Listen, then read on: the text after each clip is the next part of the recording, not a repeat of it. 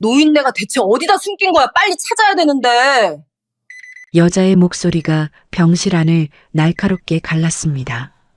침대 밑에 숨은 15살 쌍둥이 자매의 심장이 터질 듯 뛰었어요. 금별은 동생 은별의 손을 꽉 쥐었죠. 숨소리조차 내지 못한 채 두 아이는 병실 바닥에 바짝 엎드려 있었습니다.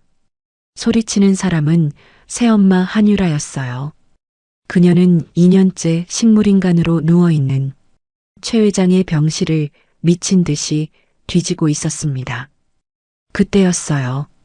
침대 밑 어둠 속에서 금별의 눈에 뭔가 반짝이는 게 들어왔습니다. 서랍장 아래 틈새에 끼어 있는 작은 열쇠 하나. 금별은 재빨리 그걸 움켜쥐었죠. 새엄마가 미친 듯이 찾는 게 이 열쇠일까요? 잠깐 사연 시작하기 전에 구독과 좋아요 눌러주시는 여러분께 행운이 가득하길 바라면서 사연 시작하겠습니다. 유라의 발소리가 복도 쪽으로 멀어지고 병실 문이 쾅 닫혔습니다. 금별과 은별은 한참 동안 침대 밑에서 움직이지 못했어요. 두 아이의 등에는 식은땀이 흘러내렸죠. 금별이 조심스럽게 고개를 들어 병실 안을 살폈습니다. 아무도 없었어요. 언니, 이제 나가도 돼? 은별의 목소리가 떨렸습니다. 응, 아무도 없는 것 같아. 두 아이는 조심스럽게 침대 밑에서 기어 나왔어요. 병실은 엉망이었습니다. 서랍 속 물건들이 바닥에 널브러져 있었고 옷장 안옷가지들도 구겨진 채 쏟아져 있었죠. 금별은 손 안에 작은 열쇠를 펼쳐봤어요. 차갑고 단단한 금속의 감촉이 손바닥에 느껴졌죠. 열쇠 손잡이 부분에는 작은 문양이 새겨져 있었습니다. 언니, 이게 뭐야? 은별이 열쇠를 들여다봤어요. 잘 모르겠어. 근데 엄마가 미친 듯이 찾던 게 이것 같아. 금별은 침대로 다가가 할머니를 바라봤습니다. 할머니 최 회장은 2년째 눈을 뜨지 못하고 계셨어요. 창백한 얼굴에 주름이 깊게 파여 있었고 산소 호흡기만이 조용히 숨을 쉬고 있었죠. 할머니, 이 열쇠, 할머니 거예요? 금별이 할머니의 손을 잡고 물었어요. 하지만 할머니는 미동도 없었습니다. 할머니, 엄마가 찾는 게 이거 맞죠? 대체 뭘 여는 열쇠예요? 은별도 다가와 할머니의 다른 손을 꼭 쥐었어요. 할머니의 손은 차갑고 가늘었죠. 두 아이는 할머니가 깨어나 대답해 주기를 간절히 바랐지만 할머니는 그저 조용히 누워 계실 뿐이었습니다. 언니, 우리 어떡해? 일단 들키기 전에 빨리 집으로 가자. 우리 원래 여기 오면 안 되는 거 알잖아. 금별이 열쇠를 주머니 깊숙이 넣으며 말했어요. 두 아이는 병실 문을 조심스럽게 열고 복도를 살폈습니다. 다행히 유라의 모습은 보이지 않았어요. 자매는 재빨리 엘리베이터로 향했죠. 엘리베이터를 타고 내려가는 동안 은별이 작게 한숨을 쉬었습니다. 휴, 엄마랑 마주칠 뻔했네. 그러게. 엄마가 당분간 오지 말라고 했잖아. 그래서 오늘 학원 빼먹고 몰래 온 건데. 금별이 입술을 깨물었어요. 마주쳤으면 우리 엄청 혼났을 거야. 새엄마는 역시 무서워. 은별의 목소리가 떨렸습니다. 금별은 주머니 속 열쇠를 만지작거리며 고개를 끄덕였어요. 평소 유라는 아이들이 할머니 병실에 가는 것을 철저히 막았습니다. 할머니 상태가 안 좋으니까 애들이 보면 안 된다는 핑계였죠. 하지만 두 아이는 할머니가 보고 싶어서 오늘 몰래 찾아왔던 거였어요. 집에 도착했을 때는 이미 해가 기울고 있었습니다. 엄마 아직 안 들어왔네. 은별이 현관에 놓인 신발을 확인하며 안도의 한숨을 내쉬었어요. 금별은 곧장 2층 자기 방으로 올라갔습니다. 은별이 뒤따라 들어왔죠. 방문을 잠근 금별은 주머니에서 열쇠를 꺼내 책상 위에 올려놓았습니다. 이게 대체 뭘 여는 열쇠일까? 모르겠어. 집 어딘가에 있는 걸까? 두 아이는 열쇠를 번갈아 보며 고민에 빠졌어요. 크기로 봐서는 자물쇠 열쇠는 아닌 것 같아. 너무 작고 섬세해. 금별이 열쇠를 빛에 비춰보며 중얼거렸습니다. 서랍 열쇠? 아니면 보석함? 할머니 물건 중에 있을까? 할머니 방에 가서 찾아볼까? 은별이 방 안을 둘러봤어요. 그때 금별의 시선이 책상 서랍에 멈췄습니다. 언니, 오르골. 금별이 벌떡 일어나 서랍을 열었어요. 안에서 낡은 오르골 하나를 꺼냈죠. 오르골은 어린 시절 할머니가 자매에게 준 물건이었습니다. 꽤 오래된 것이었어요. 은빛이었던 표면은 세월의 발에 있었고 뚜껑에는 작은 발레리나가 서 있었죠. 두 아이가 어렸을 때 할머니는 이 오르골을 틀어주며 자장가를 불러주곤 했습니다. 설마. 금별은 오르골을 뒤집었습니다. 바닥 부분을 자세히 살펴봤어요. 그리고 그곳에서 작은 구멍을 발견했죠. 언니 진짜? 은별의 눈이 커졌어요. 심장이 두근거렸습니다. 금별은 떨리는 손으로 열쇠를 구멍에 넣었어요. 딱 맞았습니다. 숨을 깊이 들이마시고 금별은 열쇠를 천천히 돌렸죠. 딸각. 작은 소리와 함께 오르골 바닥이 열렸습니다. 진짜 이건가 봐. 은별이 작게 비명을 질렀어요. 오르골 안쪽 숨겨진 공간이 나타났습니다. 그 안에는 낡은 책 한 권이 꽉 차게 들어 있었어요. 책은 제법 두툼했습니다. 표지는 갈색 천으로 쌓여 있었고 구석구석 세월의 흔적이 묻어 있었죠. 하지만 보관 상태는 놀라울 정도로 완벽했습니다. 이게 뭐야? 금별이 조심스럽게 책을 꺼냈어요. 생각보다 묵직했죠. 표지를 펼치자 빼곡한 한자들이 눈에 들어왔습니다. 온통 한자네. 은별이 책장을 넘기며 고개를 갸우뚱했어요. 그것도 아주 오래된 형태의 한자였습니다. 두 아이는 언어에 천재적인 재능이 있었지만 이런 고서는 처음 봤어요. 금별이 한 장 한 장 조심스럽게 넘겨봤습니다. 책은 수십 페이지에 달했고 모든 페이지마다 빼곡한 한자가 적혀 있었죠. 바로 그때였습니다. 아래층에서 발소리가 들렸어요. 현관문이 열리는 소리가 났죠. 엄마다. 은별이 다급하게 속삭였습니다. 금별은 재빨리 책을 이불 속에 숨겼어요. 오르골은 다시 서랍 안에 넣었죠. 두 아이는 황급히 책상 앞에 앉아 교과서를 펼쳤습니다. 발소리가 계단을 올라왔어요. 똑똑똑. 애들아, 있니? 유라의 목소리였습니다. 네, 엄마. 금별이 최대한 평온한 목소리로 대답했어요. 문이 열리며 유라가 들어왔습니다. 그녀의 눈빛이 방 안을 날카롭게 훑었어요. 화장은 여전히 완벽했지만 눈가에는 피곤함이 묻어났죠. 너희 오늘 학원 안 갔지? 네, 저희 갔다 왔는데요. 은별이 얼른 대답했습니다. 유라는 두 아이를 번갈아 쳐다봤어요. 의심스러운 표정이었죠. 할머니 병실에 누가 다녀간 것 같던데. 혹시 너희 간 거 아니야? 금별의 등에 식은땀이 흘렀습니다. 하지만 표정은 흔들리지 않았어요. 저희는 학원 갔다가 바로 왔어요. 엄마가 당분간 할머니 병실까지 말래서 안 갔어요. 유라의 눈이 가늘어졌습니다. 할머니가 너희한테 준 거 없어? 뭐라도? 없어요. 할머니는 2년 전부터 의식이 없으시잖아요. 은별이 고개를 저었어요. 유라는 한참 동안 두 아이를 노려봤습니다. 그러다 혀를 차며 돌아섰죠. 공부나 열심히 해. 쓸데없는 짓 하지 말고.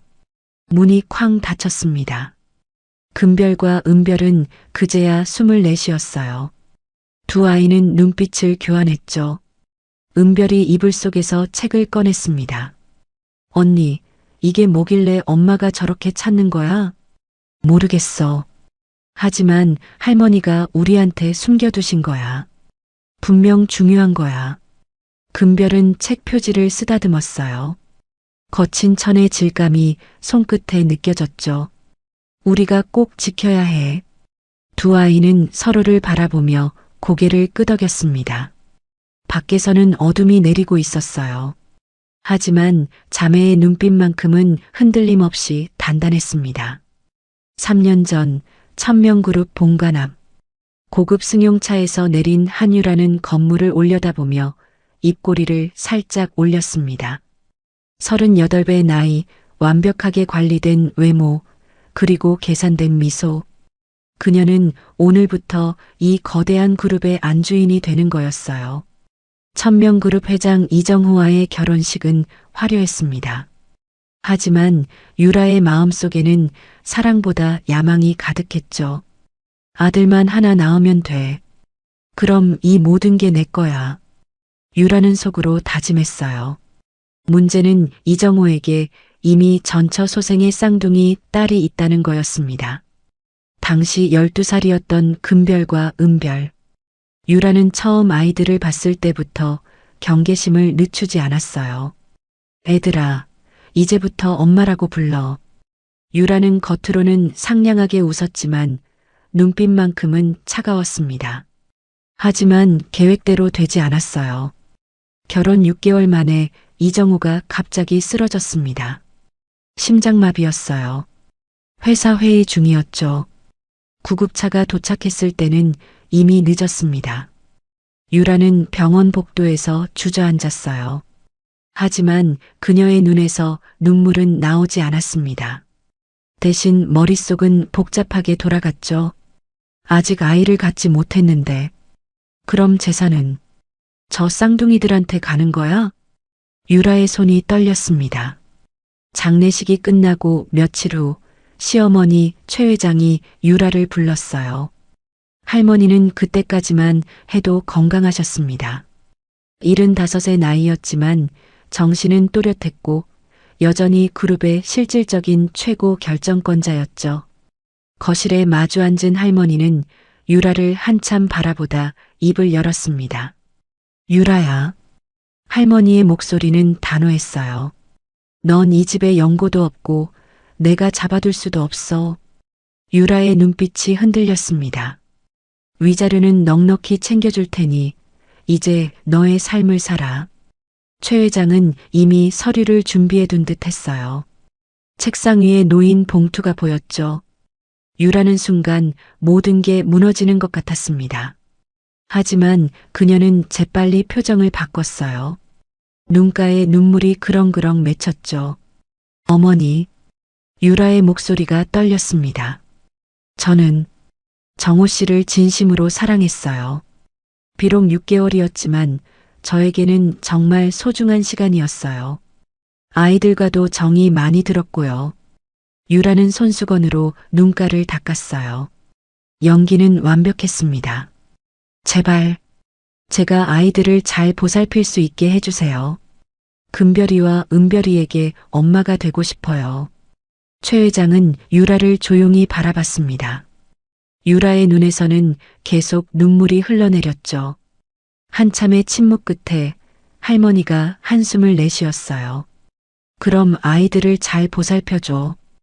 회사 일은 내가 맡을 테니. 감사합니다, 어머니. 유라는 고개를 숙였습니다.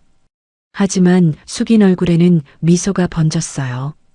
위자료 따위로 만족할 수 없어. 이 집 모든 재산을 차지하고 싶어. 저 쌍둥이들만 없으면. 그날 밤 유라는 이정호의 서재로 향했습니다. 남편의 물건을 정리한다는 핑계였죠. 유라는 책상 서랍을 하나하나 열어봤어요. 옷가지, 서류, 만년필. 별다른 게 없었습니다. 그러다 책장 뒤편에서 낡은 가죽 수첩 하나를 발견했어요. 일기장이었습니다. 유라는 펼쳐봤죠. 이정호의 필체로 빼곡하게 적혀 있었어요. 대부분은 회사 일이나 일상에 관한 내용이었습니다. 하지만 중간쯤 넘기다 보니 유라의 손이 멈췄어요. 오늘 어머니께서 고서를 보여주셨다. 천명가에 대대로 전해지는 책이라고 하셨다.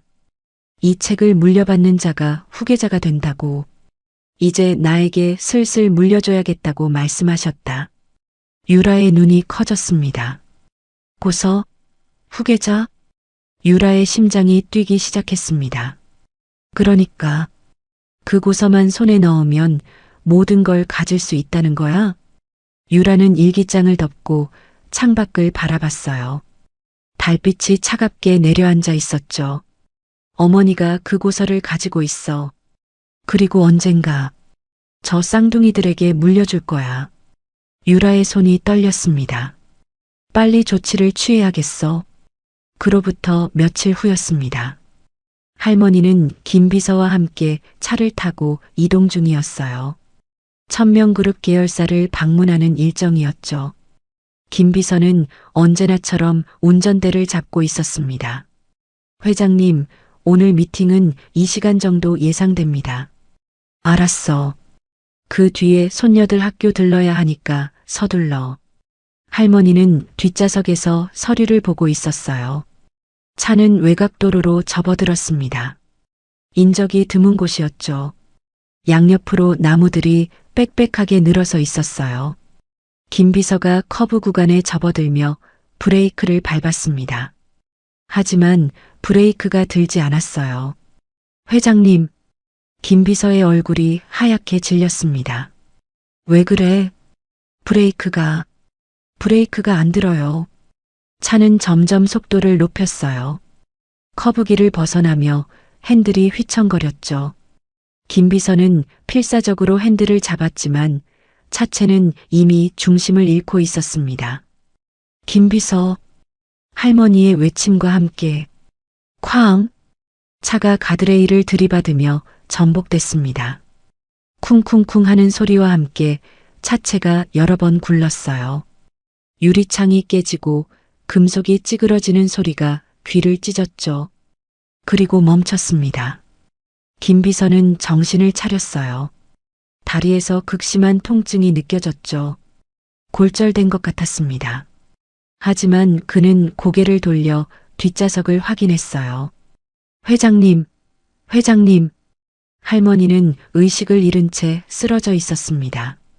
이마에서 피가 흘러내렸어요. 회장님. 김비서는 떨리는 손으로 전화기를 꺼내 구급차를 불렀습니다. 병원으로 이송된 할머니는 결국 눈을 뜨지 못했어요. 의사들은 고개를 저었습니다. 뇌에 충격을 받으셨습니다. 의식을 되찾을 가능성은 희박합니다. 할머니는 식물인간이 됐습니다. 김비서는 다리 골절상을 입었지만 다행히 생명에는 지장이 없었어요. 그는 병실 침대에 누워 천장을 바라봤습니다. 이상해. 브레이크를 점검한 지 얼마 안 됐는데. 하지만 경찰 조사 결과는 단순 사고였어요. 브레이크 부품이 헐거워서 빠진 것 같습니다. 불행한 사고였습니다.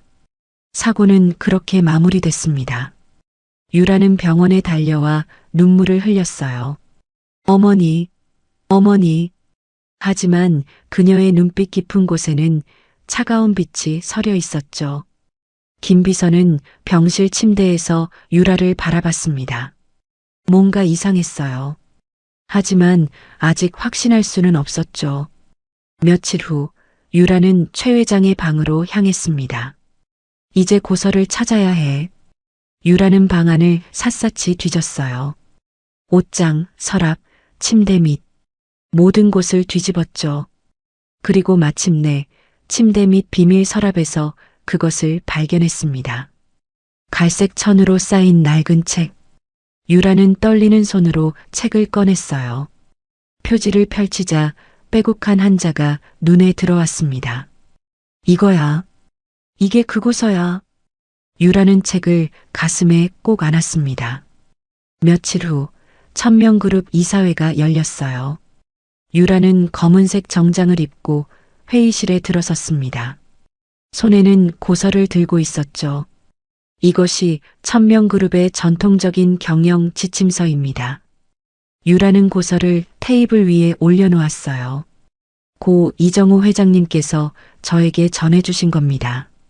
이제 제가 이 뜻을 이어받아 그룹을 이끌어가겠습니다. 이사들은 서로 얼굴을 마주봤어요. 아무도 의심하지 않았습니다. 어머니는 식물인간이었고 고서를 확인할 사람은 없었으니까요. 한유라 여사를 신임 대표로 추대합니다. 박수가 터져 나왔습니다. 유라는 미소를 지었어요. 드디어 모든 것을 손에 넣은 겁니다. 하지만 문제가 하나 있었죠. 유라는 밤마다 고서를 펼쳐봤습니다. 한자 전문가를 불러 해독을 시도했어요. 하지만 아무도 제대로 읽어내지 못했습니다. 이건 특정한 방식으로 해독해야 할 것 같습니다. 무슨 소리야? 마치 암호 같습니다. 열쇠가 필요한 거죠. 유라는 이를 악물었어요. 할머니, 해독법까지는 전수받지 못했어. 하지만 유라는 이미 대표가 됐습니다. 고서를 가지고 있다는 것만으로도 권위는 충분했죠. 천천히 찾으면 돼. 언젠가는 방법이 있을 거야. 유라는 고서를 금고 안에 넣으며 생각했습니다. 밖에서는 밤이 깊어가고 있었어요. 유라의 그림자가 벽에 길게 드리워졌죠. 그녀는 아직 몰랐습니다. 자신이 손에 넣은 고서가 진짜가 아니라는 사실을, 그리고 진짜 고서는 이미 쌍둥이 자매의 손에 있다는 것을. 대표 취임 후 2년, 유라는 천명그룹 회의실에 앉아 있었습니다. 앞에 놓인 서류들은 온통 빨간 숫자로 가득했어요. 대표님, 이번 분기 손실이 심각합니다. 재무이사가 무거운 표정으로 보고했어요. 해외 투자건이 예상과 달리 진행되고 있고 신규 사업도 제대로 진척이 없습니다. 그게 무슨 소리야? 내가 승인한 건데. 유라의 목소리가 날카로워졌습니다. 문제는 자금 결제 시스템입니다. 재무이사는 조심스럽게 말을 이었어요. 고서에 기록된 암호 체계로 운영되는 계좌들이 있는데 접근이 불가능합니다. 대표님께서 고서를 가지고 계시지만. 됐어. 유라가 손으로 탁자를 쳤습니다. 이사들이 서로 눈빛을 교환했어요. 불안한 기색이 역력했죠. 이번 주 안으로 문제를 해결하지 못하시면 다음 이사회에서 재논의가 필요할 것 같습니다. 한 이사가 조심스럽게 말했어요. 유라의 얼굴이 굳었습니다. 재논의라는 건 결국 대표직 교체를 의미하는 거였죠. 다음 이사회까지 반드시 해결책을 마련하겠습니다. 유라는 억지로 미소를 지으며 자리에서 일어났습니다. 회의실을 나온 유라는 복도를 빠르게 걸었어요. 하이힐 소리가 바닥을 쾅쾅 울렸죠. 비서가 뒤따라왔습니다. 대표님, 오후 일정은 다 취소해. 유라는 엘리베이터에 올라타며 차갑게 말했어요. 사무실로 돌아온 유라는 금고를 열었습니다. 안에서 고서를 꺼냈죠. 책장을 넘기며 이를 악물었어요. 대체 어떻게 읽는 거야? 암호가 뭐야? 빼곡한 한자들이 그녀를 조롱하는 것 같았습니다. 유라는 이미 수십 명의 전문가를 불렀어요. 한문학자, 고서 전문가, 심지어 암호 해독 전문가까지. 하지만 아무도 제대로 된 답을 내놓지 못했죠. 특정한 해독 키가 필요할 것 같습니다. 문맥이 전혀 맞지 않습니다. 이건 단순한 기록이 아니라 암호화된 정보입니다. 전문가들의 말만 들으면 머리가 터질 것 같았어요. 유라는 고서를 내팽개치듯 책상 위에 놓았습니다. 어머니만 깨어나면. 그녀의 눈빛이 번뜩였어요. 다음 날 유라는 병원으로 향했습니다. 최 회장의 병실 문을 열자 여전히 조용한 공간이 펼쳐졌어요. 어머니는 침대에 누워 산소 호흡기를 끼고 계셨죠. 모니터에는 심박수가 규칙적으로 찍히고 있었습니다. 유라는 침대 옆에 섰어요. 어머니, 일어나세요. 차가운 목소리였습니다. 어서 눈 뜨시라고요. 고서 해독법 좀 알려주세요. 하지만 최 회장은 미동도 하지 않았어요. 유라는 주먹을 쥐었습니다. 그때 담당 의사가 들어왔어요. 한 대표님. 네, 원장님. 유라는 재빨리 표정을 바꿔 상냥하게 웃었습니다. 환자분 상태는 어떤가요? 깨어날 가능성은요? 원장은 차트를 보며 고개를 저었어요. 모든 수치는 정상입니다. 뇌파도 활동하고 있고 신체 기능도 유지되고 있습니다. 그럼 왜 안 깨는 거예요? 그게 저희도 정확히 알 수 없습니다. 원장의 목소리에는 당혹감이 묻어났어요. 의학적으로는 깨어나셔야 정상인데 왜 의식이 돌아오지 않는지 원인을 찾지 못하고 있습니다. 유라의 눈빛이 흔들렸습니다. 그럼 어떻게 해야 깨울 수 있어요? 최선을 다하고 있습니다만. 최선? 최선이 이거예요? 유라의 목소리가 높아졌어요. 제가 얼마나 많은 돈을 쏟아붓고 있는데 최고의 의료진이라며? 그런데 2년째 이 모양이라고요? 죄송합니다. 하지만 의학적으로 됐어요. 더 좋은 의료진 찾아보세요. 국내든 해외든 상관없으니까. 유라는 돌아서서 병실을 나갔습니다. 복도를 걷는 유라의 얼굴은 일그러져 있었어요. 손이 부들부들 떨렸죠. 이러다간 회사가 무너져. 이사들도 날 의심하기 시작했어. 집에 도착한 유라는 곧장 2층으로 올라갔습니다. 최 회장의 방. 2년 전 사고 이후로 그대로 보존되어 있는 공간이었어요. 유라는 문을 열고 안으로 들어갔죠. 방 안에는 어머니의 물건들이 그대로 있었습니다. 옷장, 화장대, 책장. 모든 것이 2년 전 그날의 모습 그대로였어요. 분명 여기 어딘가 있을 거야. 유라는 중얼거리며 옷장을 열었습니다. 옷가지들을 마구 끄집어냈어요. 바닥에 와르르 쏟아졌죠. 선반 위를 뒤지고 서랍을 열어젖혔습니다. 해독법이든 열쇠든 뭐라도 있을 거야. 유라의 목소리가 점점 커졌어요. 화장대로 향한 유라는 서랍을 하나하나 열었습니다. 화장품, 장신구, 오래된 편지들.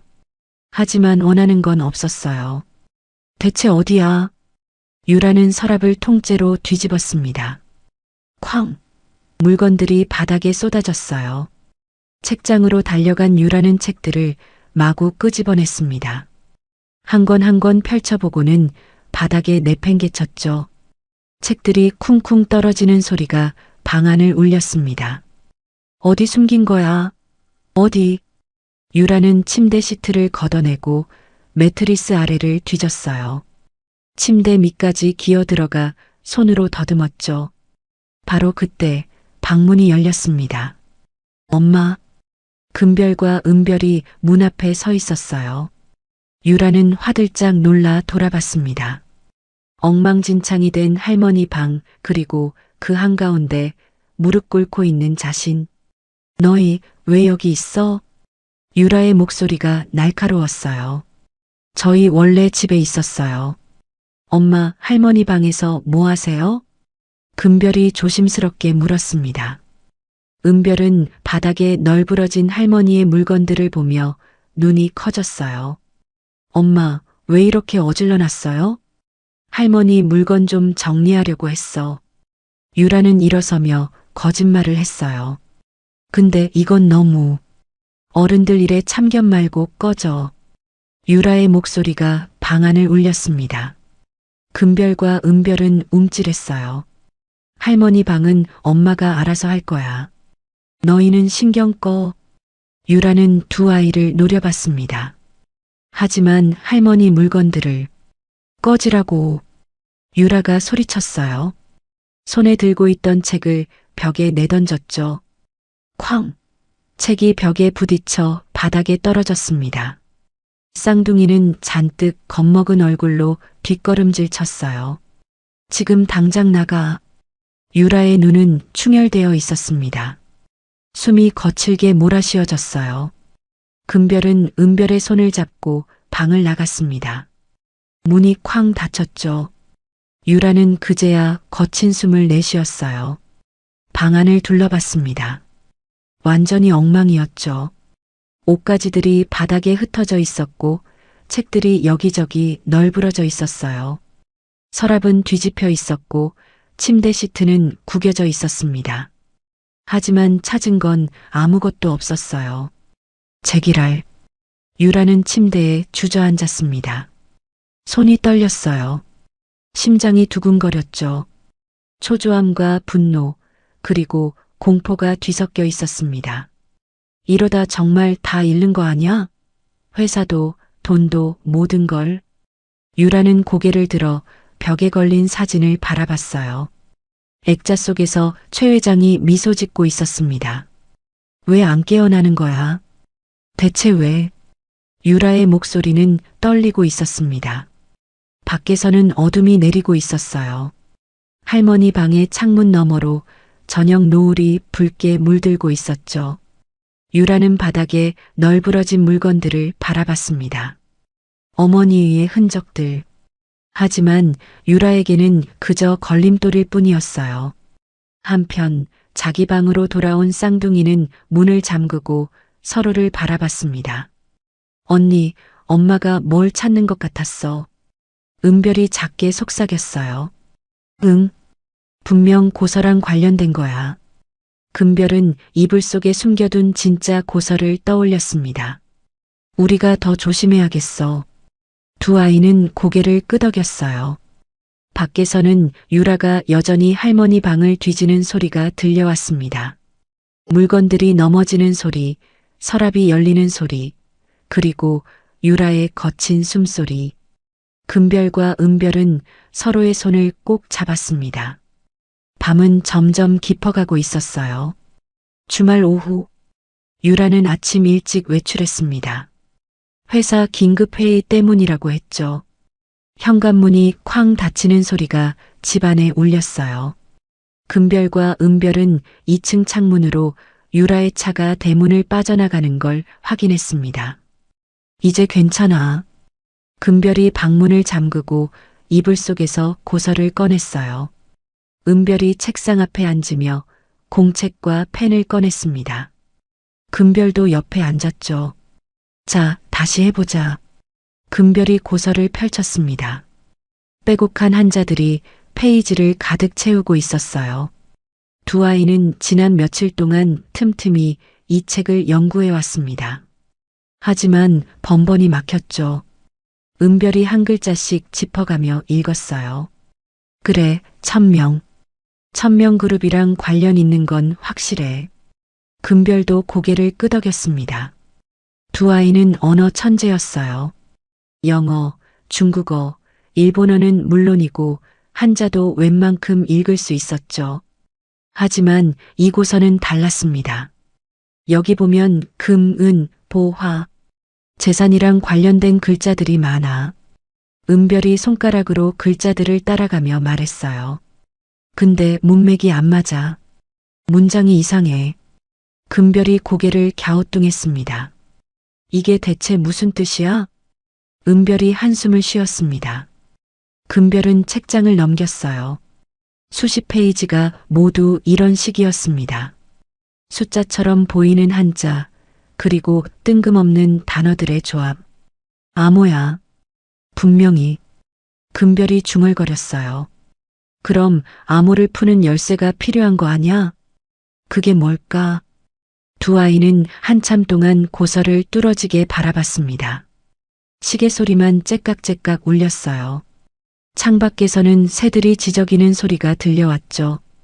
금별은 고서를 덮고 창밖을 바라봤습니다. 파란 하늘에 구름이 느릿하게 흘러가고 있었어요. 할머니. 할머니라면 알 텐데. 금별의 머릿속에 할머니의 모습이 떠올랐습니다. 언제나 따뜻하게 웃으시던 할머니. 두 아이가 어렸을 때 오르골을 틀어주며 자장가를 불러주시던 할머니. 자장가. 금별의 눈이 커졌어요. 언니. 은별이 금별을 쳐다봤습니다. 자장가. 금별이 벌떡 일어났어요. 응? 무슨 자장가? 할머니가 어렸을 때 우리한테 불러주시던 자장가 있잖아. 오르골 틀면서 금별의 목소리가 떨렸습니다. 아, 그거. 은별도 기억을 떠올렸어요. 할머니는 쌍둥이가 5살 때부터 오르골을 틀어주며 자장가를 불러주셨습니다. 멜로디는 단순했지만 가사가 독특했어요. 금별은 눈을 감고 기억을 더듬었습니다. 하늘 아래 밝은 달, 구름 사이 반짝이는 별, 금별이 천천히 노래했어요. 산 너머 흐르는 물, 꽃밭에 노는 나비. 맞아, 그거. 은별이 손뼉을 쳤습니다.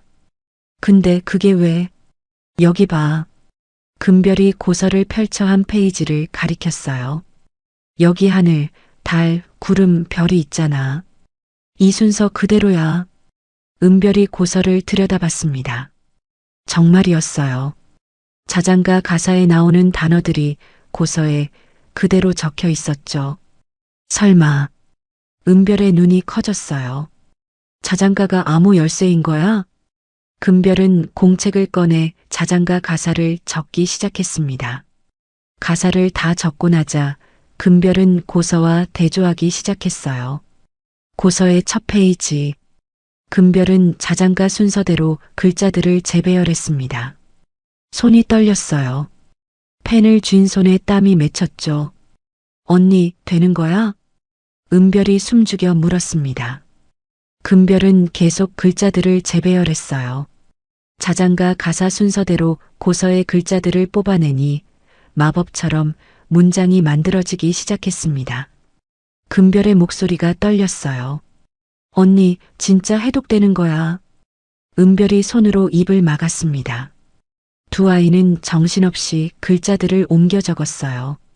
자장가 가사가 일종의 색인이었던 겁니다.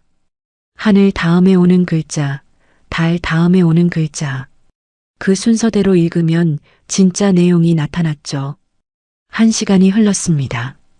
금별과 은별은 공책을 가득 채웠어요. 땀이 이마에 맺혔죠. 대박! 은별이 공책을 보며 입을 떡 벌렸습니다. 공책에는 놀라운 내용들이 적혀 있었어요. 천명그룹 주요 계좌번호, 비밀 금고 위치, 해외 자산 목록. 금별이 한 줄 한 줄 읽어 내려갔습니다. 그리고 마스터 암호? 페이지 마지막 부분에는 긴 숫자 조합이 적혀 있었어요. 이게 뭐야? 아마 엄마가 찾던 거 아닐까? 금별이 조심스럽게 말했습니다.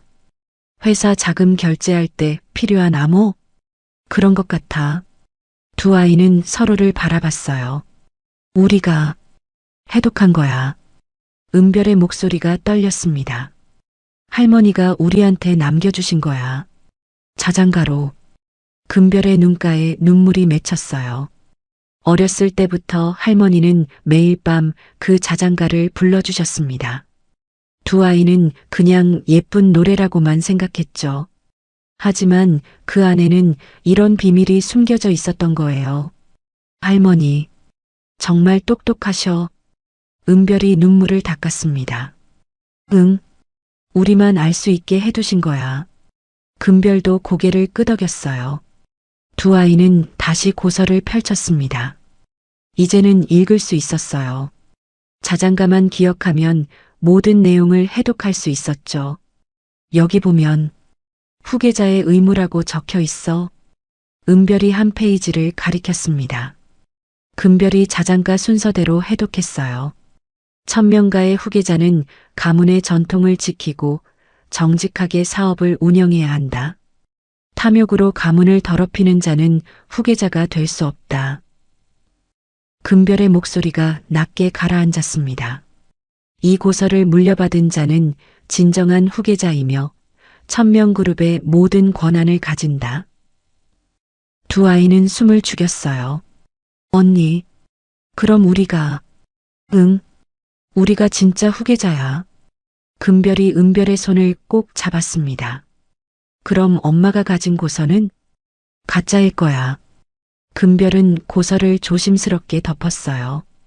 우리 이걸 어떻게 해야 할까? 은별이 물었습니다. 금별은 창밖을 바라봤어요. 해가 서쪽으로 기울고 있었습니다. 아직은 비밀로 해야 할 것 같아. 엄마가 알면 빼앗으려고 할 거야. 응, 맞아. 은별도 고개를 끄덕였습니다. 하지만 언젠가는 써야 할 때가 올 거야. 금별의 눈빛이 단단해졌어요. 그때까지 잘 지키자. 할머니가 우리한테 맡기신 거니까. 응. 두 아이는 공책에 적은 내용들을 다시 한번 확인했습니다. 모든 것이 명확했어요. 금별은 공책을 찢어서 오르골 안에 함께 넣었습니다. 고서와 공책, 그리고 열쇠, 모두 함께 비밀 공간에 숨겼죠. 이제 엄마가 아무리 찾아도 못 찾을 거야. 금별이 오르골을 서랍 깊숙이 넣으며 말했어요. 바로 그때 아래층에서 현관문 열리는 소리가 들렸습니다. 애들아, 집에 있어? 유라의 목소리였어요. 금별과 은별은 재빨리 눈빛을 교환했습니다. 그리고 아무 일도 없었던 것처럼 책상 앞에 앉아 교과서를 펼쳤죠. 네, 엄마. 두 아이는 평온한 목소리로 대답했습니다. 발소리가 계단을 올라왔어요. 유라가 방문을 열고 들어왔습니다. 뭐해? 공부하고 있어요. 은별이 교과서를 들어보이며 대답했어요. 유라는 방 안을 훑어봤습니다. 의심스러운 눈빛이었죠. 하지만 아무것도 발견하지 못했어요. 그래, 공부 열심히 해. 유라는 문을 닫고 나갔습니다. 금별과 은별은 그제야 숨을 내쉬었어요. 휴, 은별이 가슴을 쓸어내렸습니다. 조심해야 돼. 더 철저하게. 금별이 속삭였어요. 두 아이는 고개를 끄덕였습니다. 창밖으로 저녁 노을이 붉게 물들고 있었어요. 할머니가 남겨준 비밀, 자장가에 숨겨진 암호, 그리고 진짜 후계자의 증표, 이제 모든 것이 쌍둥이의 손에 있었습니다. 하지만 아직 때가 아니었어요. 금별과 은별은 그걸 알고 있었죠. 언젠가 올 그날을 위해 두 아이는 비밀을 지키기로 했습니다. 할머니를 위해서, 그리고 자신들을 위해서. 밤이 깊어가고 있었습니다.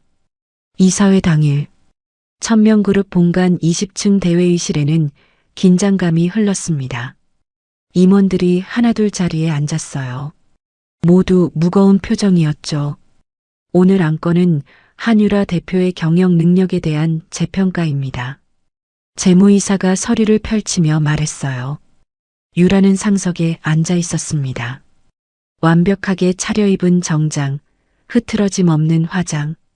하지만 그녀의 손은 탁자 아래에서 떨리고 있었어요. 지난 2년간 회사 손실은 심각한 수준입니다. 한 임원이 그래프를 띄웠어요. 빨간색 화살표가 아래로 곤두박질 치고 있었죠. 주요 계좌 접근 불가, 해외 자산 관리 실패, 신규 투자건 전부 적자. 잠깐만요. 유라가 끼어들었습니다. 그건 일시적인 문제일 뿐입니다. 곧 해결될 겁니다. 언제요? 한 이사가 날카롭게 물었어요.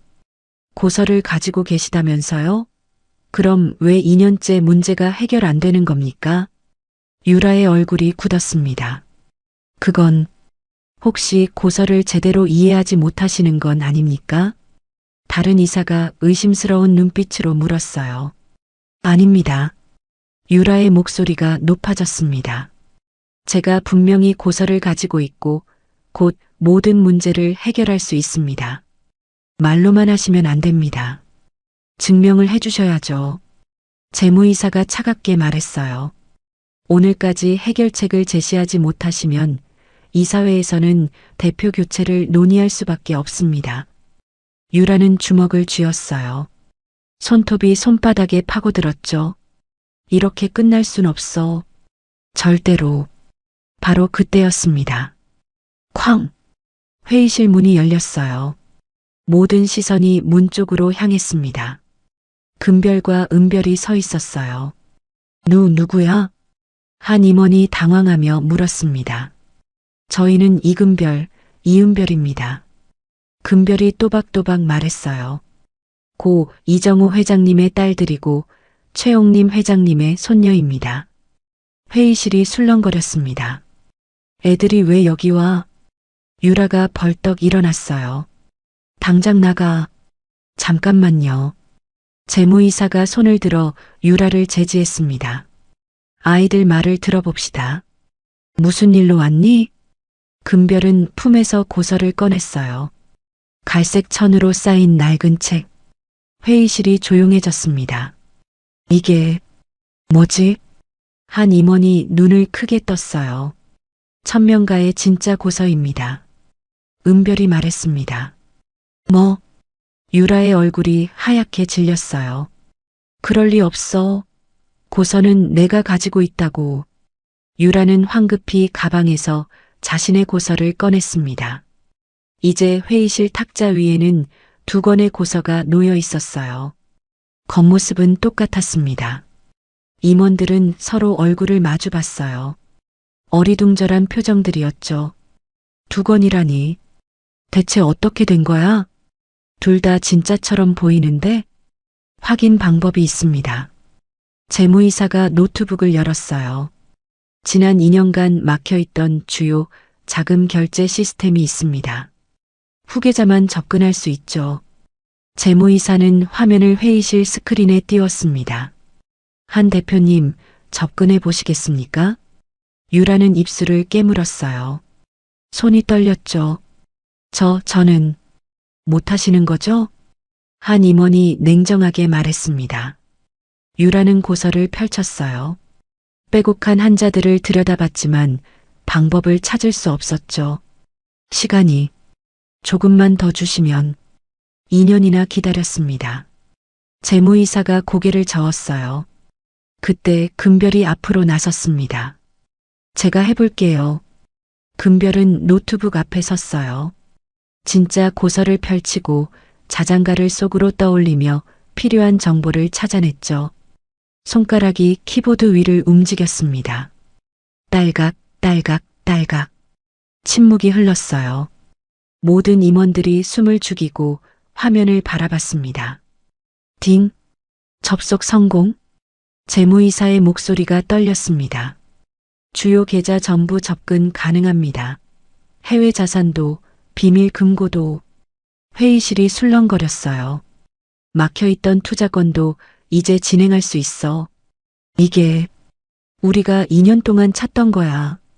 임원들의 목소리가 점점 커졌습니다. 은별도 다른 화면 앞에 섰어요. 고서를 보며 또 다른 필요한 정보를 입력했죠. 하나씩 막혀있던 시스템들이 열리기 시작했습니다. 회사 운영에 필요한 모든 권한이 활성화되고 있어요. 재무이사가 흥분한 목소리로 말했어요. 유라는 그 자리에서 무너질 것 같았습니다. 다리가 휘청거렸어요. 안 돼. 이럴 수 없어. 이제 확실합니다. 재무이사가 금별과 은별을 바라봤어요. 진짜 고서를 가진 건 이 아이들입니다. 한유라 대표, 한 임원이 차갑게 말했습니다. 당신이 가진 고서는 가짜입니다. 아니야. 유라가 소리쳤어요. 이게 진짜라고. 어머니 방에서 직접 찾았다고. 그럼 왜 아무것도 할 수 없으셨죠? 그건 유라는 말문이 막혔습니다. 이사회의 결정을 내리겠습니다. 재무이사가 엄숙하게 말했어요. 임원들이 고개를 끄덕였습니다. 천명가의 전통에 따라 진짜 고서를 물려받은 자가 후계자입니다. 재무이사가 금별과 은별을 바라봤어요. 이금별 양, 이은별 양. 2분이 천명그룹의 정당한 후계자이십니다. 박수가 터져 나왔습니다. 유라는 고개를 저었어요. 안 돼. 안 돼. 잠깐만요.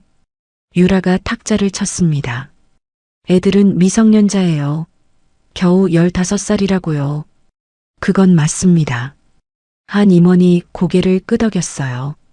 법적으로 미성년자는 대표가 될 수 없죠. 유라의 눈에 희망이 번쩍였습니다. 그럼 제가 후견인으로서 대리 운영을 해야죠.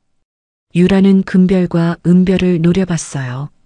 저는 법적으로 아이들의 엄마니까요. 아이들이 성인이 될 때까지 제가 모든 걸 관리해야 합니다.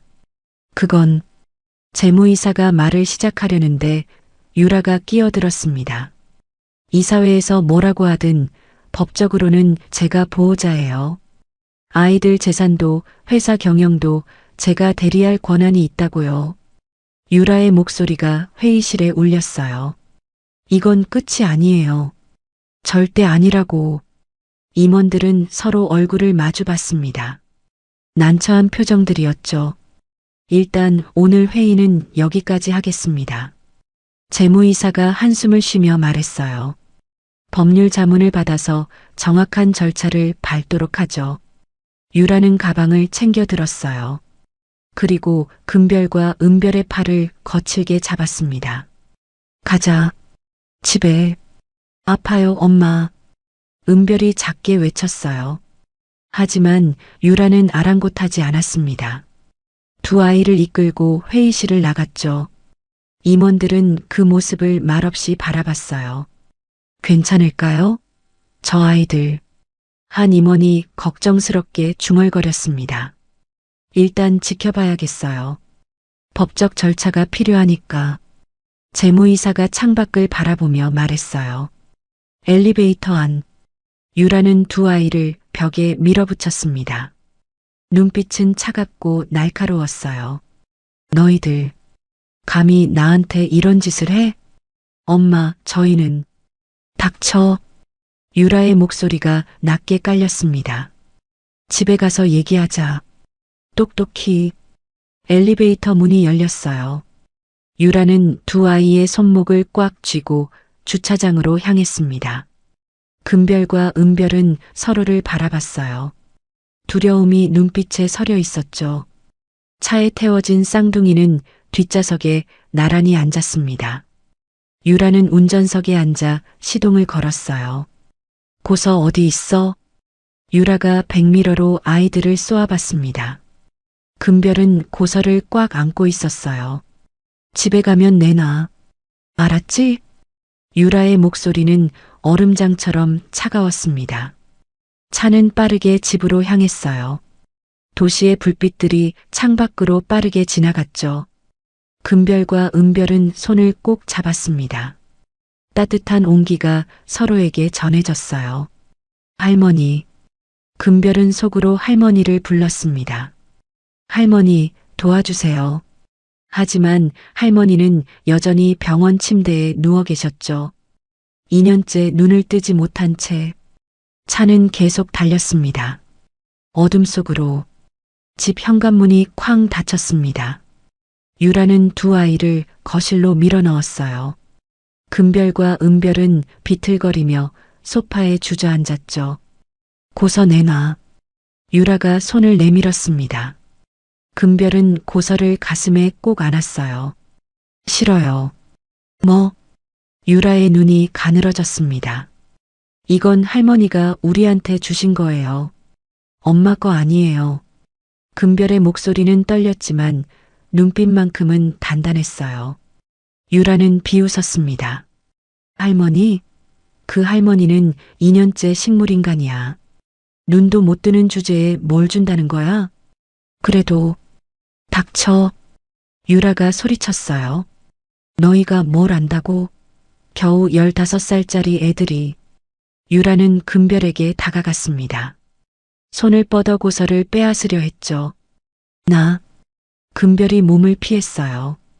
은별이 재빨리 언니 앞을 막아섰습니다. 엄마, 그만하세요. 비켜. 유라가 은별을 밀쳤어요. 은별이 바닥에 넘어졌죠. 은별아. 금별이 동생에게 달려갔습니다. 유라는 거친 숨을 몰아쉬며 두 아이를 내려다봤어요. 머리카락이 흐트러져 있었고 눈빛은 광기로 가득했죠. 좋아. 그럼 이렇게 하자. 유라는 소파에 앉아 다리를 꼬았습니다. 고서 안 줄 거야? 금별과 은별은 서로를 꼭 껴안았어요. 그럼 할머니 죽는 거야. 유라의 입가에 차가운 미소가 번졌습니다. 뭐라고요? 은별의 목소리가 떨렸어요. 할머니 병실 알지? 산소호흡기 하나로 살아계시잖아. 유라는 손톱을 보며 무심하게 말했어요. 그거 빼면 어떻게 될까? 엄마. 금별이 소리쳤습니다. 그건 살인이에요. 살인? 유라가 웃었어요. 아니야. 그냥 생명유지장치를 제거하는 거지. 가족의 결정이라고 하면 돼. 어차피 2년째 의식도 없으신 분이잖아. 유라는 일어나서 창문 쪽으로 걸어갔습니다. 내가 병원에 전화 한 통만 하면 돼. 간단하지. 안 돼요. 은별이 울먹였어요. 할머니는 꼭 깨어나실 거예요. 2년째 안 깨어난 사람이. 유라가 비웃었습니다. 의사들도 다 포기했어. 깨어날 가능성은 없대.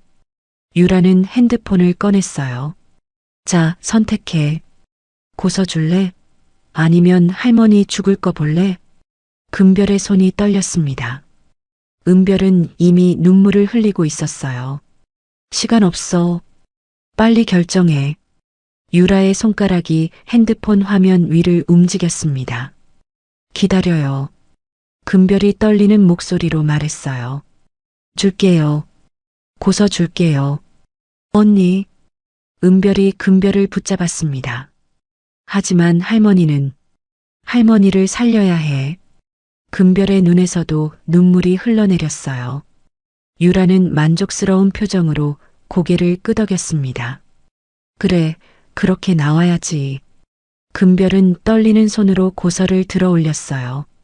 할머니가 남겨주신 자매에게 물려준 소중한 책. 잘 생각했어.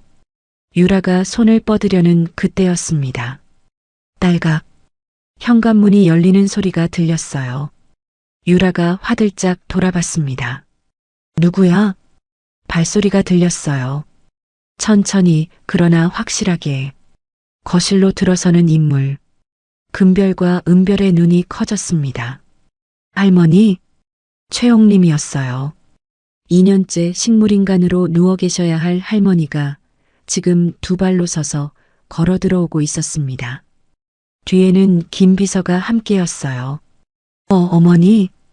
유라는 뒷걸음질 쳤습니다. 얼굴이 하얗게 질렸어요. 어떻게 일어나신 거예요? 할머니는 유라를 차갑게 바라봤습니다. 놀랐니? 할머니의 목소리는 또렷했어요. 2년 전 그대로였죠. 금별아, 은별아. 할머니가 두 아이를 불렀습니다. 할머니. 쌍둥이는 할머니에게 달려가 꼭 안겼어요. 눈물이 쏟아졌죠. 할머니, 정말 할머니예요? 꿈 아니죠? 응, 할머니야. 우리 착한 애들. 할머니는 두 아이의 머리를 쓰다듬었습니다. 유라는 벽에 등을 기댄 채 떨고 있었어요. 어떻게?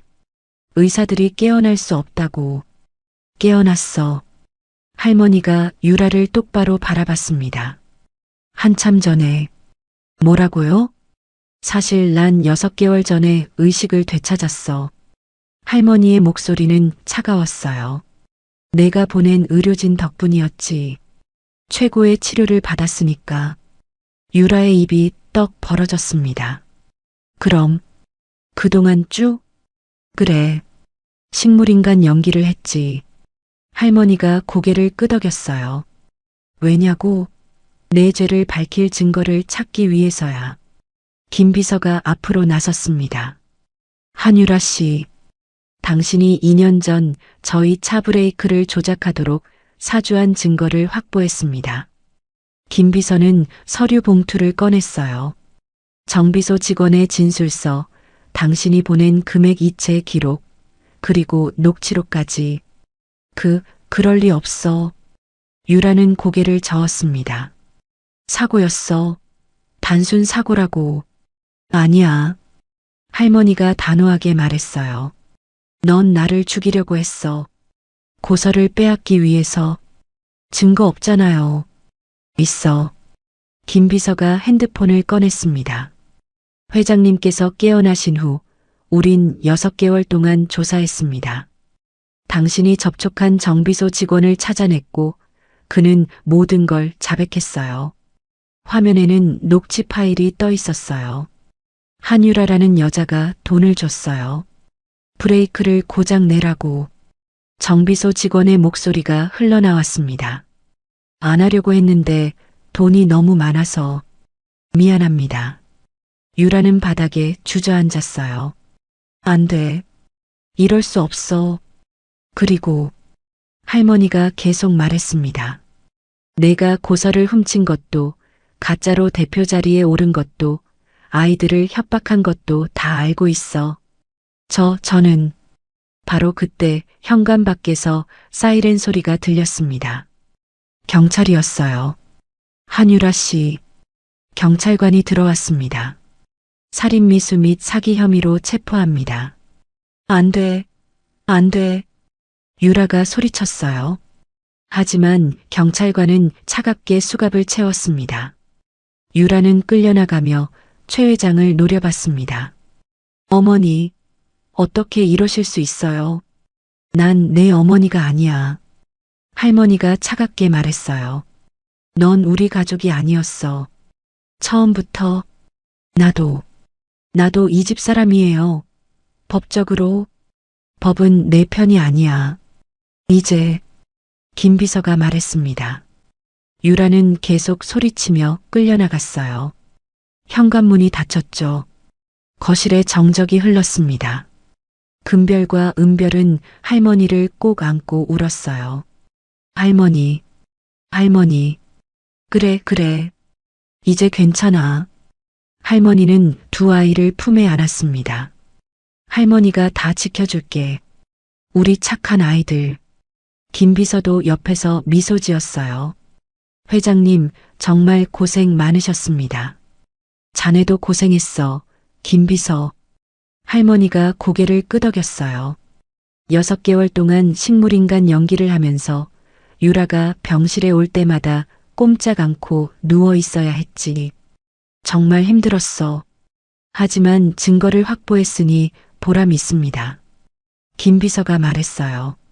금별이 할머니를 올려다봤습니다. 할머니, 정말 6개월 전에 깨어나신 거예요? 응. 유라가 보낸 의료진이 정말 훌륭했거든. 덕분에 의식을 되찾았지. 할머니가 쓸쓸히 웃었어요. 하지만 깨어났다고 말할 수 없었어. 유라의 죄를 밝혀야 했으니까. 그래서 계속 연기를. 응. 김 비서하고만 비밀을 공유했어. 우린 6개월 동안 증거를 모았지. 할머니는 소파에 앉았습니다. 아직 몸이 완전히 회복되지 않은 듯 했어요. 브레이크 조작 사건, 고서, 절도, 회사 사기, 그리고 오늘 너희한테 한 협박까지. 할머니. 은별이 눈물을 닦았어요. 우리 정말 무서웠어요. 알아. 미안해, 애들아. 할머니가 두 아이의 손을 잡았습니다. 할머니가 진작 나타났어야 했는데. 하지만 확실한 증거가 필요했어. 이제 괜찮아요. 할머니가 돌아오셨으니까. 금별이 환하게 웃었어요. 할머니는 금별이 꼭 쥐고 있는 고서를 보았습니다. 고서 잘 지켰구나. 네. 할머니가 주신 거니까요. 자장가로 해독했니? 네. 할머니 자장가 기억하고 있었어요. 은별이 신나게 말했어요. 할머니는 눈가에 눈물을 글썽였습니다. 잘했어. 정말 잘했어. 우리 똑똑한 아이들. 할머니, 이제 어떻게 돼요? 금별이 물었어요. 유라는 재판을 받을 거야. 살인미수의 사기까지 형량이 적지 않을 거야. 김 비서가 설명했습니다. 너희는 할머니랑 함께 살 거야. 원래 그래야 했던 거니까. 할머니가 두 아이를 꼭 안았어요. 밖에서는 밤이 깊어가고 있었습니다. 하지만 거실 안은 따뜻했어요. 할머니와 쌍둥이, 그리고 김 비서. 진짜 가족이 다시 모인 거였죠. 이제 끝났어. 할머니가 속삭였습니다. 악몽은 끝났어. 이제 우리 행복하게 살자. 네, 할머니. 금별과 은별이 대답했어요. 세 사람은 서로를 꼭 안고 있었습니다. 긴 악몽이 끝났어요. 이제 새로운 시작이었죠. 창밖으로 달빛이 부드럽게 내려앉고 있었습니다. 3개월 후, 법정 안은 숨막히는 정적으로 가득했습니다. 판사석 앞에 선 유라는 초췌한 모습이었어요. 완벽했던 화장은 사라졌고 머리카락은 헝클어져 있었죠. 수감복을 입은 그녀는 더 이상 천명그룹 대표의 모습이 아니었습니다. 방청석에는 금별과 은별이 할머니와 함께 앉아 있었어요. 피고인 한유라. 판사가 서류를 내려다보며 말했습니다. 살인미수, 사기, 절도, 협박. 총 4가지 혐의에 대해 유죄를 인정합니다. 쿵. 판사가 망치를 내려쳤어요. 징역 15년을 선고합니다. 안 돼요. 유라가 소리쳤습니다. 저는 억울해요. 저도 피해자예요. 판사는 차갑게 유라를 바라봤어요. 피고인은 계획적으로 살인을 시도했으며 미성년자를 협박했습니다. 정상 참작의 여지가 없습니다. 하지만 저는 저 아이들의 엄마예요. 유라가 금별과 은별을 가리키며 외쳤어요. 내가 엄마라고요. 3년 동안 키웠다고요. 법적 입양 절차가 없었습니다. 검사가 차분하게 말했어요. 단순히 혼인으로 인한 계모일 뿐 법적 친권자가 아닙니다. 그럼 누가 저 애들 키웠어요? 내가 밥 먹이고 학교 보내고 다 했다고요. 유라의 목소리는 떨리고 있었어요. 그건 보호자로서의 최소한의 의무였을 뿐입니다. 판사가 말했습니다. 게다가 피고인은 재산을 탈취할 목적으로 아이들을 이용했습니다. 아니에요.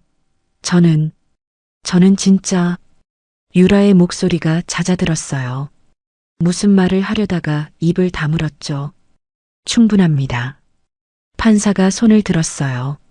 그리고 미성년자인 이금별 양, 이은별 양의 법적 후견인에 대해서도 결정하겠습니다. 유라의 눈에 희망이 번쩍였습니다. 판사님, 그건 제가. 피고인 한유라 씨는 법적 입양 절차를 밟지 않았으므로 보호자 자격이 없습니다. 판사가 단호하게 말했어요. 만 13세 이상인 미성년자의 경우 본인의 의사를 존중하도록 되어 있습니다. 이금별 양과 이은별 양은 조모인 최옥림 씨를 후견인으로 선택했습니다. 안 돼요. 유라가 소리쳤어요. 저도 3년 동안 엄마였어요. 법적으로 안 된다고 해도 저는 엄마였다고요. 법원은 최옥림 씨를 이금별 양, 이은별 양의 법적 후견인으로 확정합니다. 쿵. 판사가 망치를 내리쳤습니다.